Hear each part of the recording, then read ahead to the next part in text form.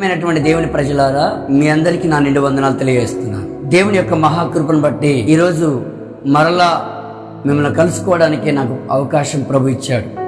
అందుని బట్టి దేవాతి దేవునికి నా నిండు వందనాలు.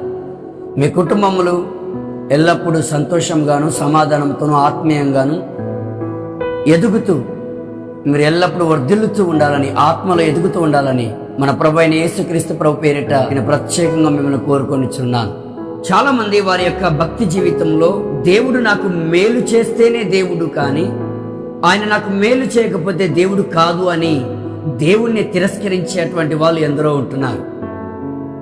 చాలా మంది వారి వ్యక్తిగత జీవితంలో, వారి యొక్క జీవన శైలి విధానంలో వారు మేలును పొందితేనే దేవుణ్ణి ఎక్కువగా మహిమపరుస్తూ ఉంటారు.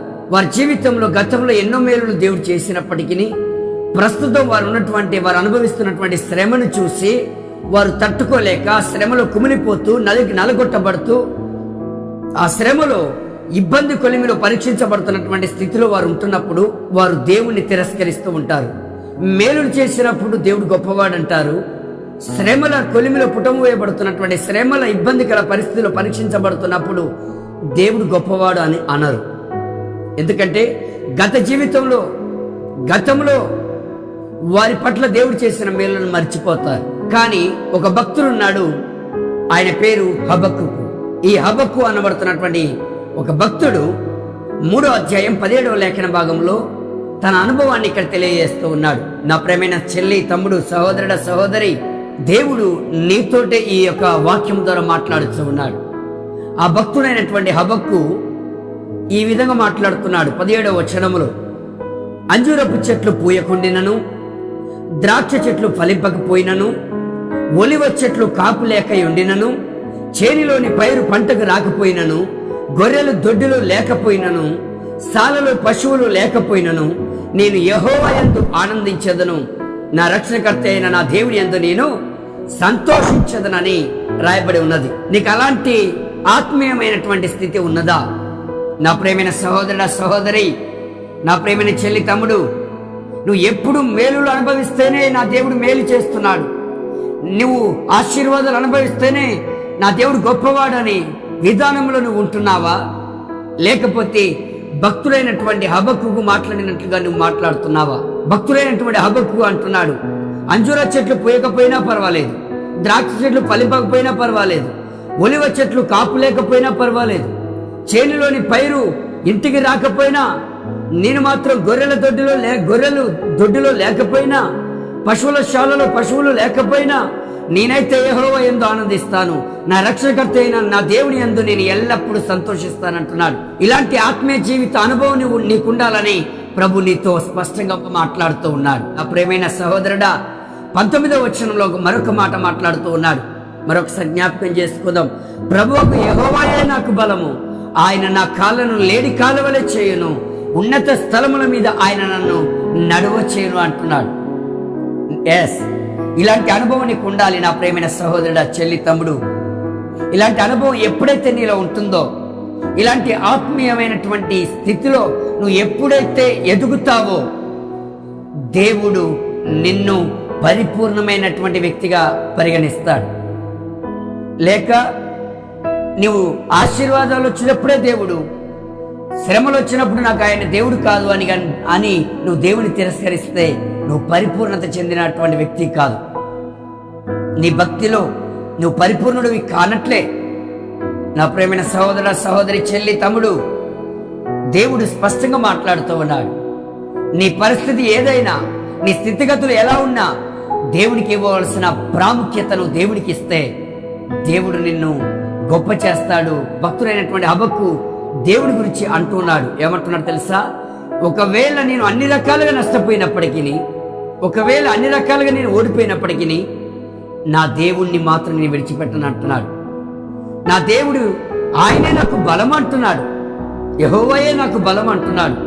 19వ వచనంలో ఆయన నా కాళ్ళను ఒక లేడి కాళ్ళ వలె చేయును, నేనెప్పుడు ఆగిపోను, నా కాళ్ళు పరిగెత్తుతూనే ఉంటాయి. నా భక్తి జీవితంలో నా కాళ్ళు నా జీవితంలో, నా భక్తి జీవితంలో ముందుకు కొనసాగుతూనే ఉంటాయి అంటున్నాడు. హల్లెలూయా.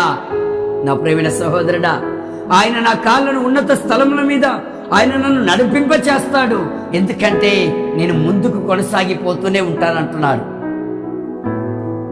నా ప్రియమైనటువంటి సహోదర సహోదరి, పరిస్థితులు నా ఆత్మీయ జీవితాన్ని ఆపలేవు. పరిస్థితులు నా ఆత్మీయ జీవితాన్ని మరి వెనుకకు మళ్లించేలా చేయవు. ఎందుకంటే నేను ఒక్కసారి నాగటి మీద చేపెట్టి ఉన్నాను, ఎప్పుడు వెనుకకు తిరిగి చూడనంటున్నాడు భక్తుడైనటువంటి హబక్కు. మరొక వ్యక్తి, మరొక మాట మనం ధ్యానం చేసుకుందాం. నా ప్రేమైన సహోదర సహోదరి, భక్తుడైనటువంటి దావీదు కూడా ఈ యొక్క మాట మాట్లాడుతున్నాడు. కీర్తన గ్రంథం 61వ అధ్యాయం 2వ లేఖన భాగంలో రాయబడి ఉంది, నేను ఎక్కలేనంత ఎత్తైన కొండపైకి నన్ను ఎక్కించము అంటున్నాడు. ఎందుకంటే నా ప్రాణం తల్లడిల్లగా భూతిగంతము నుండి నీకు మొరపెట్టుచూ ఉన్నారు. భక్తుడైన దావీదు అంటున్నాడు, నా ప్రాణం తల్లడిల్లిపోతుంది, నేను నలిగిపోతూ ఉన్నాను, అయినప్పటికీ నీ మీద నాకు విశ్వాసం, నీ మీద నాకు నిరీక్షణ ఉంది. నా పరిస్థితిని చూడటం లేదు, నా చుట్టుపట్ల ఉన్నటువంటి నా మీద డిమాండ్ చేస్తున్నటువంటి ప్రతి సిచ్యువేషన్ ని నేను చూడటం లేదు, కానీ సృష్టించినటువంటి నిన్ను నేను చూస్తూ ఉన్నాను అంటున్నాడు. హల్లెలూయా. నా ప్రేమైన సహోదర సహోదరి, ఎక్కలేనంత ఎత్తైన కొండపైకి నన్ను ఎక్కించు. ఓ ప్రభువా, ఈ పరిస్థితులు నన్ను ఏమీ చేయలేవు, ఈ పరిస్థితులు నన్ను ఇప్పుడు ఓడిపోయినటువంటి స్థితిలో ఉన్నప్పటికీ కూడా నువ్వు నన్ను గెలిపించగలవాడవు, నువ్వు నా పక్షంలో ఉన్నావు అంటున్నాడు భక్తుడైనటువంటి దావీదు. హబక్కూకు అంటున్నాడు 3వ అధ్యాయం 19వ వచనంలో, ఆయన నన్ను ఉన్నత స్థలముల మీద నడవచేయును అని రాయబడి ఉంది.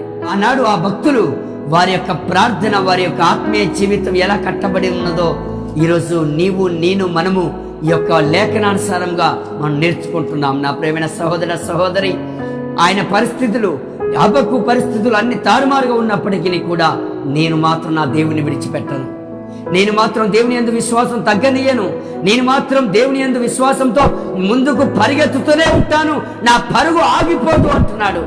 దేవుని యందు విశ్వాసం ఎన్నడూ వెనుకకు తగ్గదు అంటున్నాడు.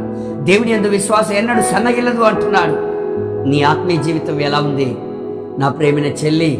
నీ ఆత్మీయమైనటువంటి నడిపింపు ఎలా ఉంది నా ప్రేమైన సహోదరుడా? మధ్యలో ఆగిపోతున్నావా? మధ్యలో నిరాశ చెందుతూ ఉన్నావా? అయితే దేవుడు అంటున్నాడు, హబక్కును నీ ఒక ఉదాహరణగా దేవుడు నీకు చూపిస్తున్నాడు. నీకు ఒక ఉదాహరణగా చూపించి హబక్కూ ఎలాంటి విశ్వాసపు జీవితాన్ని పరుగులు తీస్తూ ఉన్నాడో, విశ్వాసం జీవితంలో నాగడి మీద చేపెట్టి ముందుకు ఎలాగ కొనసాగుతూ ఉన్నాడో, నా కాళ్ళు లేడి కాళ్ళ వలె నేను ముందుకు నడుస్తాను, నా కాళ్ళు లేడి కాళ్ళ వలె పరిగెత్తుతాయి, ఉన్నత స్థలముల మీద దేవుడు నన్ను నడవ చేస్తాడు, ఎందుకంటే దేవుడే నాకు బలము అంటున్నాడు. అలాంటి ఆత్మీయ నడిపింపు నువ్వు కలిగి ఉండాలని నా ప్రియమైన సహోదర సహోదరి, దేవుడు నీతో స్పష్టంగా వివరంగా తెలియజేస్తున్నాడు. ఇద్దరు భక్తులని ఉదాహరణగా చూపిస్తూ పరిశుద్ధాత్మదేవుడు నీతో మాట్లాడుతూ ఉన్నాడు. ఒక దావీదు వలె, ఒక హబక్కూకు వలె నువ్వు ముందుకు ఆత్మీయ స్థితిలో సాగిపోతూనే ఉండాలి, నువ్వు ముందుకు కొనసాగుతూనే ఉండాలి. నాగటి మీద చేయి పెట్టావు, ఎన్నడూ వెనుకకు తిరిగి చూడవద్దు, ఎప్పుడు వెనుకకు తిరిగి చూడవద్దు. నా ప్రేమైన సహోదరుడా, నువ్వు అనేకులకు మాదిరికరంగా ఉండాలి, అనేకులు నిన్ను చూసి ఆత్మీయంగా వారు బలపరచబడుతూ ఉండాలి. నా ప్రేమైన చెల్లి, తమ్ముడు, సహోదరుడ, సహోదరి, నీకు నా నిండు వందనాలు, ప్రత్యేకమైన వందనాలు తెలియజేస్తూ నీ ఆత్మీయ స్థితిని మరలా పరిశుద్ధాత్మ దేవుడు పురికొల్పుతున్నాడని నమ్ముచు ఈ వాక్యం ద్వారా దేవుడు నిన్ను కదిలిస్తున్నాడు. ఆమేన్.